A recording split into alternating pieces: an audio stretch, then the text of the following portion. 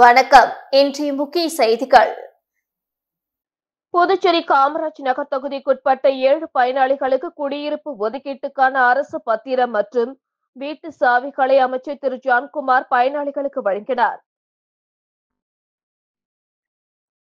புதுச்சேரி குடிசை மாற்று வாரியத்தின் மூலம் காமராஜ் நகர் தொகுதிக்குட்பட்ட மொட்டைத்தோப்பு பகுதியில் புதியதாக கட்டப்பட்டுள்ள 15 குடியிருப்புகளுக்கு பொதுப்பணித்துறையின் மூலம் சாமிப்பிள்ளை தோட்டம் பகுதியில் சாலை பணிகளுக்காக அப்புறப்படுத்தப்பட்ட சாலையோரம் வசித்த 7 குடும்பங்கள் லாஸ்பேட்டில் புதிதாக கட்டப்பட்டுள்ள காவல் நிலையத்தின் அருகாமையில் உள்ள வாய்க்கால் பணிகளுக்காக அப்புறப்படுத்தப்பட்ட 4 குடும்பங்கள் மற்றும் வறுமை கோட்டிற்கு கீழ் வாழும் வீடில்லா 2 குடும்பங்களை சேர்த்து மொத்தம் 13 குடும்பங்களுக்கு குடியிருப்பு ஒதுக்கீட்டிற்கான ஒப்புதல் கடந்த செப்டம்பர் மாதம் மாவட்ட ஒதுக்கீட்டு குழுவால் வழங்கப்பட்டது.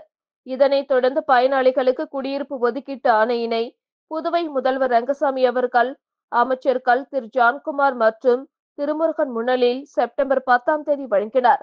அதனைத் தொடர்ந்து காமராஜ் நகர் தொகுதிக்குட்பட்ட 7 பயனாளிகளுக்கு குடியிருப்பு ஒதுக்கீட்டு அரசு பத்திரம் மற்றும் வீட்டு சாவிகள் வழங்கும் நிகழ்ச்சி காமராஜ் நகர் தொகுதி சட்டமன்ற உறுப்பினர் அலுவலகத்தில் நேற்று நடைபெற்றது. நிகழ்ச்சியில் சிறப்பு விருந்தினராக அமைச்சர் திரு ஜான்குமார் அவர்கள் கலந்து கொண்டு பயனாளிகளுக்கு குடியிருப்பு ஒதுக்கீட்டு அரசு பத்திரம் மற்றும் வீட்டு சாவிகளை வழங்கினார். நிகழ்ச்சியின் போது நெல்லித்தோப்பு தொகுதி சட்டமன்ற உறுப்பினர் திரு ரிச்சர்ட் ஜான்குமார் மற்றும் CEO Ravikumar, AE Anilkumar, VAO Murugavel மற்றும் தொகுதி பொதுமக்கள் உடனிருந்தனர். காரைக்காலில் தீபாவளி பட்டாசு வெடிக்கும் போது சிறார்களுக்கு கண் பாதிப்பு ஏற்படாமல் பாதுகாக்க மாவட்டம் முழுவதும் 6000 பாதுகாப்பு கண் கண்ணாடிகள் வழங்கும் திட்டத்தை மாவட்ட ஆட்சியர் தொடங்கி வைத்தார். தீபாவளி பண்டிகை வரும் 20ஆம் தேதி நாடு முழுவதும் மிக விமர்சையாக கொண்டாடப்பட உள்ளது. இந்த நிலையில் காரைக்கால் மாவட்டத்தில் கடந்த ஆண்டு பட்டாசுகள் கண்களில் பட்டு பாதிப்படைந்து பல சிறுவர்கள் அரசு மருத்துவமனையில் சிகிச்சை பெற்றனர். இதனை தடுக்கும் வகையில் இந்த ஆண்டு காரைக்கால் மாவட்ட நிர்வாகம் சார்பாக 6000 பாதுகாப்பு கண்ணாடிகள் வழங்க ஏற்பாடு செய்யப்பட்டது. அதன்படி இன்று மாவட்ட ஆட்சியர் அலுவலகத்தில் ஆட்சியர் ரவி பிரகாஷ் கண் பாதுகாப்பு கண்ணாடியை இன்று வழங்கும் பணியினை தொடங்கி வைத்தார். மேலும் சிறுவர்கள் கண்ணாடி அணிந்து வெடி வெடிக்க வேண்டும் என்று மாவட்ட ஆட்சியர் அறிவுறுத்தினர். இந்த பாதுகாப்பு கண் கண்ணாடி மாவட்டம் முழுவதும் தொகுதி வாரியாக சட்டமன்ற உறுப்பினர்கள் மூலமாக சிறுவர்களுக்கு வழங்கப்பட உள்ளது. புதுச்சேரி கல்வித்துறையில் பணிபுரியும் ஒப்பந்த ஆசிரியர்களை நீதிமன்ற உத்தரவுப்படி பணி நிரந்தரம் செய்யக்கோரி சுமார் 200க்கும் மேற்பட்ட ஆசிரியர்கள் ஆளுநர் மாளிகை நோக்கி கண்டன பேரணியில் ஈடுபட்டனர். புதுச்சேரி கல்வித்துறையில் ஒப்பந்த முறையில் பணியாற்றும் கௌரவ ஆசிரியர்கள், பால சேவிகா, சிறப்பு ஆசிரியர்கள் மற்றும் மொழி ஆசிரியர்களை நீதிமன்ற உத்தரவுப்படி பணி நிரந்தரம் செய்யக்கோரி புதுச்சேரி அரசு ஆசிரியர்கள் சங்கங்களின் ஒருங்கிணைப்பு குழு சார்பில் பல கட்ட போராட்டம் நடத்தி வருகின்றனர். ஆனால் அரசு இந்த போராட்டத்தை கண்டுகொள்ளவில்லை. இந்த நிலையில் பணி நிரந்தரம் கோரிக்கையை முன்வைத்து ஒருங்கிணைப்பு குழு தலைவர் பாலகுமார் தலைமையில் 200க்கும் மேற்பட்ட ஆசிரியர்கள் ஆளுநர் மாளிகை நோக்கி கண்டன பேரணியில் ஈடுபட்டனர். கம்பன் கலையரங்கத்தில் தொடங்கிய பேரணி புஸ்ஸி வீதி, மிஷின் வீதி வழியாக ஆளுநர் மாளிகை நோக்கி வந்தபோது சட்டமன்றம் அருகே போலீசார் தடுப்பு கட்டைகள் போட்டு நிறுத்தியதால் ஆசிரியர்கள் ஆர்ப்பாட்டத்தில் ஈடுபட்டனர். அப்பொழுது கோரிக்கைகளை வலியுறுத்தி கண்டன கோஷங்கள் எழுப்பினர். காரைக்காலில் சர்வதேச வேன்கோள் தினம் கொண்டாடப்பட்டது. உலக வேன்கோள் தினம் ஆண்டுதோறும் அக்டோபர் 15 அன்று கொண்டாடப்படுகிறது. இந்த தினம் பார்வையற்றோர் மற்றும் பார்வை குறைபாடு உடையவர்களுக்கு உதவும் வகையில் வெண்கோளின் முக்கியத்துவத்தை உலக அளவில் மக்களுக்கு உணர்த்தும் விதமாகவும் விழிப்புணர்வை ஏற்படுத்தவும் இந்த நாள் கொண்டாடப்படுகிறது. மத்திய சமூக நீதி மற்றும் அதிகாரமளித்தல் அமைச்சகத்தின் மாற்றுத்திறனாளிகளின் அதிகாரமளிக்கும் துறை மாற்றுத்திறனாளிகளுக்கான திறன் மேம்பாட்டு, மறுவாழ்வு மற்றும் அதிகாரமளித்தல் மையத்திற்கான ஒருங்கிணைந்த பிராந்திய மையம் சார்பில் காரைக்காலில் வேன்கோள் தினம் கொண்டாடப்பட்டது. தேசிய திட்ட இயக்குனர் மனோகர் தலைமையில் நடைபெற்ற இந்நிகழ்ச்சியில் தொழிலதிபர் பிரபு சிறப்பு விருந்தினராக கலந்து கொண்டார். நிகழ்ச்சியில் 20 மாற்றுத்திறனாளிகளுக்கு ஊன்றுகோல், 10 மாற்றுத்திறனாளிகளுக்கு பேசும் கடிகாரம் உள்ளிட்டவை வழங்கப்பட்டது. மேலும் பல்வேறு விழிப்புணர்வு நிகழ்ச்சிகள் நடைபெற்றது. நிகழ்ச்சிக்கான ஏற்பாடுகளை புதுச்சேரி மாநில தலைவர் சிவக்குமார் செய்திருந்தார். ஓசூடு தொகுதி 10 கண்ணு சட்டமன்ற உறுப்பினர் அலுவலகத்தில் தீபாவளியை முன்னிட்டு துப்புரவு தொழிலாளர்களுக்கு சட்டமன்ற உறுப்பினர் சரவணன்குமார் புடவை, இனிப்பு உள்ளிட்ட நலத்திட்ட உதவிகளை வழங்கினார்.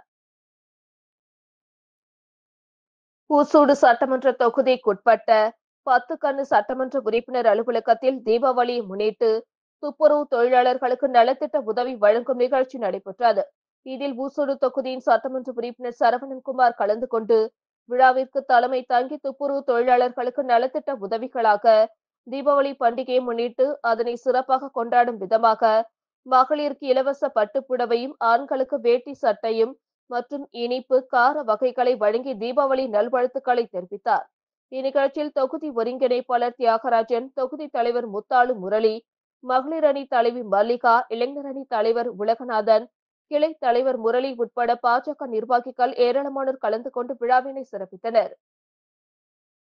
கொம்பாக்கம் முதல் உழந்தை ஏரி வரை ரூபாய் 1,32,00,000 செலவில் சாலை அமைக்கும் பணியினை எதிர்க்கட்சித் தலைவர் சிவா தொடங்கி வைத்தார்.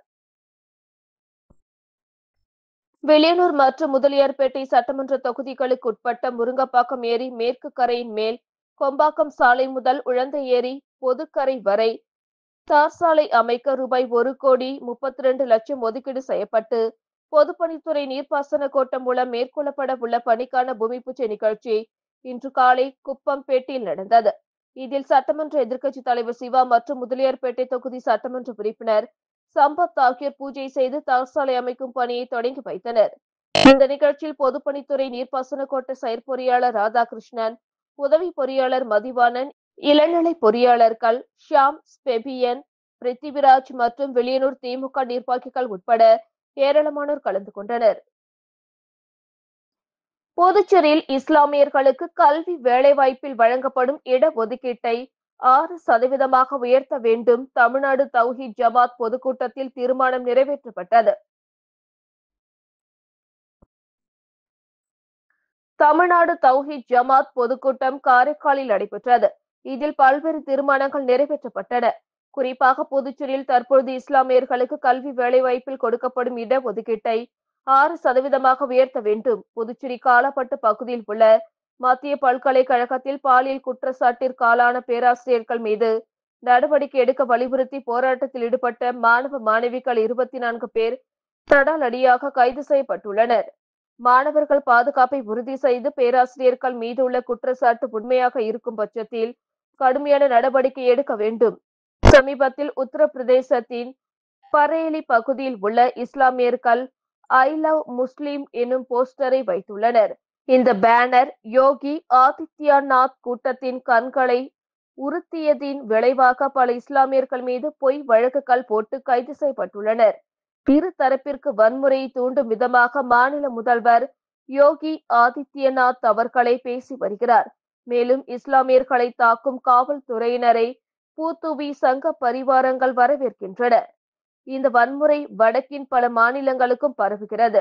இந்த விஷயத்தில் உச்சநீதிமன்றம் தலையிட்டு நீதியை நிலைநாட்ட வேண்டும். கேரளாவில் சமீபத்தில் நடந்த டிவி நிகழ்ச்சியில் RSS அமைப்பின் மாணவர் பிரிவான ABVP-யை சார்ந்த பிரிந்து மகாதேவ் என்பவர் எதிர்க்கட்சித் தலைவர் ராகுல் காந்தி அவர்கள் மார்பில் சுடப்படுவார் என்று கொலை மிரட்டல் விடுத்துள்ளார். இவருக்கு சமீபத்தில் கேரள நீதிமன்றம் பிணை வழங்கியுள்ளது. நாட்டின் எதிர்க்கட்சி தலைவரையே கொலை செய்து விடுவோம் என மிரட்டும் இதுபோன்றவர்களுக்கு உச்சபட்ச தண்டனை வழங்கப்பட வேண்டும் உள்ளிட்ட பல்வேறு தீர்மானங்கள் இந்த பொதுக்கூட்டத்தில் நிறைவேற்றப்பட்டது. தமிழகத்தில் திமுக தான் முதன்மையான கட்சியாக உள்ளதாகவும் அதிமுக, பாஜக இருக்கும் இடம் தெரியாமல் உள்ளதாக திமுக கொள்கை பரப்பு செயலாளர் ஜெகத் ரட்சகன் MP விமர்சித்துள்ளார். புதுச்சேரியில் 2ஆம் கட்டமாக திமுக உறுப்பினர் சேர்க்கை முகாம் ஊசூடி, இந்திரா நகர், கதிர்காமம், தட்டாஞ்சாவடி, லாஸ்பேட்டை, காலாப்பட்டு, காமராஜ் நகர், ராஜ்பவன் ஆகிய 8 தொகுதிகளில் நடைபெற்றது. உறுப்பினர் சேர்க்கை முகாமினை திமுக கொள்கை பரப்பு செயலாளர் ஜெகத் ரட்சகன் MP மற்றும் சட்டமன்ற எதிர்க்கட்சித் தலைவர் சிவா ஆகியோர் தொடங்கி வைத்தனர். தொடர்ந்து செய்தியாளர்களிடம் பேசிய திமுக கொள்கை பரப்பு செயலாளர் ஜெகத் ரட்சகன் MP, திமுகவில் இணைப்பதற்காக புதுச்சேரியில் அனைத்து இடத்திலும் மக்கள் மிக எழுச்சியாகவும் ஆர்வத்துடனும் உள்ளார்கள். புதுச்சேரியில் உள்ள 30 தொகுதிகளிலும் திமுக வலிமையான உறுப்பினர்களை சேர்த்து வளமான புதுச்சேரி உருவாக்குவோம் என்றார். மேலும் பேசிய அவர், பாலியல் குற்றச்சாட்டுகளுக்கு உள்ளான பேராசிரியர்கள் மீது நடவடிக்கை எடுக்க வலியுறுத்தி போராட்டத்தில் ஈடுபட்ட புதுவை மத்திய பல்கலைக்கழக மாணவர்கள் மீது காவல்துறையினர் தாக்குதல் நடத்தியது தவறு என்றார். தொடர்ந்து பேசிய அவர், கரூர் உயிரிழப்பு விவகாரத்தில் எதிர்க்கட்சித் தலைவர் எடப்பாடி பழனிசாமி எதையாவது சொல்ல வேண்டும் என்பதற்காகவே சொல்கிறார் என்றும், தமிழகத்தில் திமுக தான் முதன்மையான கட்சியாக உள்ளதாகவும், அதிமுக, பாஜக இருக்கும் இடம் தெரியாமல் உள்ளதாக விமர்சித்தார். புதுச்சேரி விழுப்புரம் நெடுஞ்சாலையில் உள்ள ஆரிப்பாளையம் சந்திப்பில் ரெஸ்டோ பார் திறப்பதற்கு எதிர்ப்பு தெரிவித்து 300க்கும் மேற்பட்ட கிராம மக்கள் சாலை மறியலில் ஈடுபட்டதால் போக்குவரத்து பாதிக்கப்பட்டது. புதுச்சேரி விழுப்புரம் நெடுஞ்சாலையில் ஆரியபாளையம் 4 முனை சந்திப்பில் புதிதாக ரெஸ்டோ அமைக்கும் பணி நடைபெற்று வருகிறது. இதற்கு எதிர்ப்பு தெரிவித்து பல பகுதி மக்கள் மற்றும் சமூக ஆர்வலர்கள் மாவட்ட ஆட்சியர், கலால்துறை அதிகாரிகளிடம் மனு அளித்தும் நடவடிக்கை எடுக்கப்படவில்லை என கூறப்படுகிறது. இந்த நிலையில் இன்று காலை ஆரியபாளையம் சந்திப்பில் 300க்கும் மேற்பட்ட பொதுமக்கள் திரண்டு ரெஸ்டோ பார் திறப்பதற்கு எதிர்ப்பு தெரிவித்து சாலை மறியல் போராட்டத்தில் ஈடுபட்டனர். அப்பொழுது புதுவை அரசையும் அதிகாரிகளையும் கண்டித்து கண்டன கோஷங்கள் எழுப்பினர். பொதுமக்களின் திடீர் சாலை மறியல் போராட்டத்தால் புதுச்சேரி விழுப்புரம் நெடுஞ்சாலையில் போக்குவரத்து கடுமையாக பாதிக்கப்பட்டது. சுமார் 3 கிலோமீட்டர் தூரத்திற்கு வாகனங்கள் அணிவகுத்து நின்றன. இது குறித்து தகவல் அறிந்த வெளியூர் போக்குவரத்து போலீசார் சம்பவ இடத்திற்கு விரைந்து வந்து சாலை மறியலில் ஈடுபட்ட பொதுமக்களிடம் பேச்சுவார்த்தையில் ஈடுபட்டனர். அதிகாரிகளிடம் பேசி உரிய நடவடிக்கை எடுப்பதாக கூறியதை தொடர்ந்து போராட்டம் கைவிடப்பட்டது. பொதுமக்களின் திடீர் சாலை மறியலால் புதுச்சேரி விழுப்புரம் நெடுஞ்சாலையில் சுமார் 1 மணி நேரத்துக்கும் மேலாக போக்குவரத்து பாதிக்கப்பட்டது. உச்சநீதிமன்ற நீதிபதியை இழிவுபடுத்தும் பாஜகவினரை கண்டித்து புதுச்சேரி விடுதலை சிறுத்தைகள் கட்சி சார்பில் கண்டன ஆர்ப்பாட்டம் நடைபெற்றது. இதில் 200க்கும் மேற்பட்டோர் கலந்து கொண்டனர். உச்சநீதிமன்ற தலைமை நீதிபதி PR கவாவை குறிவைத்து இழிவுபடுத்துவதுடன் அவதூறு கருத்துக்களை திட்டமிட்டு பரப்பி வரும் பாஜகவினரை கண்டித்தும், புதுச்சேரி மத்திய பல்கலைக்கழகத்தில் போராட்டத்தில் ஈடுபட்ட மாணவர்களை காட்டுமிராண்டித்தனமாக தாக்கிய போலீசாரை கண்டித்தும் விடுதலை சிறுத்தைகள் கட்சி சார்பில் கண்டன ஆர்ப்பாட்டம் சட்டமன்றம் அருகே நடைபெற்றது. மாநில செயலாளர் பாவாணன் தலைமையில் நடைபெற்ற கண்டன ஆர்ப்பாட்டத்தில் விடுதலை சிறுத்தைகள் கட்சியைச் சேர்ந்த சுமார் 200க்கும் மேற்பட்டோர் கலந்து கொண்டு கோரிக்கைகளை வலியுறுத்தி கண்டன கோஷங்கள் எழுப்பினார்கள். இத்துடன் செய்திகள் நிறைவடைந்தன. வணக்கம்.